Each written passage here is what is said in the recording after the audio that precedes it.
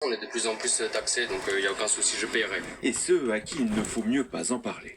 La meilleure des choses, c'est déjà de faire attention à comment on dépense l'argent public, avant de chercher peut-être de nouvelles économies chez nos animaux de compagnie. On va te taxer, coucouille. Notre famille, On va te taxer, c'est aberrant. coucounette.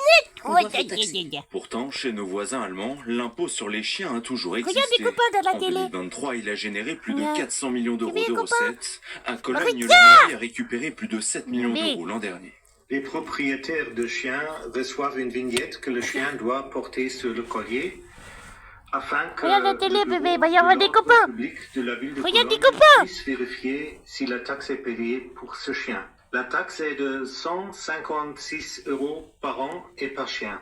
Alors ce système pourrait-il être appliqué en France? Pas impossible selon cet économiste, à condition que le montant de l'impôt ne soit pas trop élevé. Et si vous mettez une taxe de 1000 €, ça va beaucoup vous rapporter, vous pensez que ça va beaucoup vous rapporter, mais en fait il y a plein de gens, soit d'ailleurs ils vont pas payer la taxe, ils vont se cacher, ils vont cacher leur chien, ils vont truander, soit il y a plein de gens qui vont abandonner leur chien. En France, près de 10 millions de chiens ont été recensés en 2023, selon le fichier national d'identification.